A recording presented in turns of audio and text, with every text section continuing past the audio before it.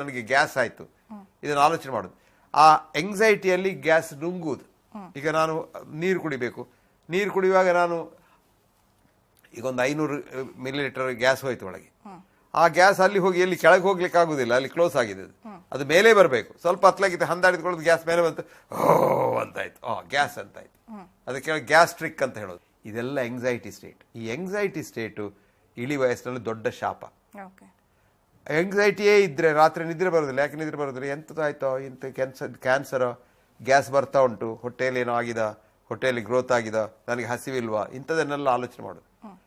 ನಿದ್ರೆ ಬರೋದಿಲ್ಲ ರಾತ್ರಿ. ನಿದ್ರೆ ಬರದಿದ್ರೆ ಅದರಿಂದ ದೊಡ್ಡ ಶಾಪ ಇಲ್ಲ. ಎಲ್ಲರೂ ಮಲಗಿರ್ತಾರೆ. ಯಾವ ಕಾಯಿಲೆನೂ ರಾತ್ರಿಗೆ ಹೆಚ್ಚು. ಈಗ ಸಣ್ಣ ವಯಸ್ಸಿನಲ್ಲಿ ಕೂಡ ಈಗ ನಿಮ್ಮನ್ನೊಂದು ಇದು ಉಂಟು, ಏನು ಹಲ್ಲು ನೋವು ಉಂಟು. ಹಾಗೆಲ್ಲ ನೀನು ಕೆಲಸ ಮಾಡ್ತೀಯ, ನಿನ್ನ ಕೊಲೀಗ್ಸ್ ಇದ್ದಾರೆ, ಅವ್ರ ಹತ್ರ ಮಾತಾಡ್ತೀಯ, ಹಲ್ಲು ನೋವು ಇದ್ದದ್ದು ಅಷ್ಟು ಗೊತ್ತಾಗುದಿಲ್ಲ, ಅದು ರಿಜಿಸ್ಟರ್ ಆಗುದಿಲ್ಲ. ರಾತ್ರಿ ನೀನು ಹೋಗಿ ಒಬ್ಬಳೆ ಮಲ್ಕೊಳ್ತೀಯ. ಅವಾಗ ಏನಿಲ್ಲ ಇನ್ಪುಟ್ಸ್ ಬ್ರೈನಿಗೆ, ಖಾಲಿ ಹಲ್ಲು ನೋವು ಮಾತ್ರ ಇನ್ಪುಟ್. ಅದು ಒಂದು ದೈತ್ಯಾಕಾರ ಆಗಿ ಏನೋ ಹಲ್ಲಲ್ಲಿ ಎಲ್ಲ ಹೊಡೀತಾ ಅಂತ ರಾತ್ರಿಗೆ ಆಗುವ ಹಲ್ಲು ಡಾಕ್ಟರ್ ಹತ್ರ ಹೋಗ್ಬೇಕು, ಅರ್ಜೆಂಟ್ ಎಮರ್ಜೆನ್ಸಿ ಇದ್ದ. ಎಲ್ರಿಗೆ ಎಮರ್ಜೆನ್ಸಿ ಬರೋದು ರಾತ್ರಿಗೆ, ಹೆದರಿಕೆ ಹೆಚ್ಚಿಗೆ. ಅದು ಕೂಡ ಮನುಷ್ಯ ಮಲಗಿದವಾಗ ನನಗೆ ಏನು ನಿಸ್ಸಹಾಯಕತೆ ಏನೂ ಇಲ್ಲ, ಅದೇ ಎದ್ದು ಕೂತ್ಕೊಂಡ್ರೆ ಧೈರ್ಯ ಆಗ್ತದೆ.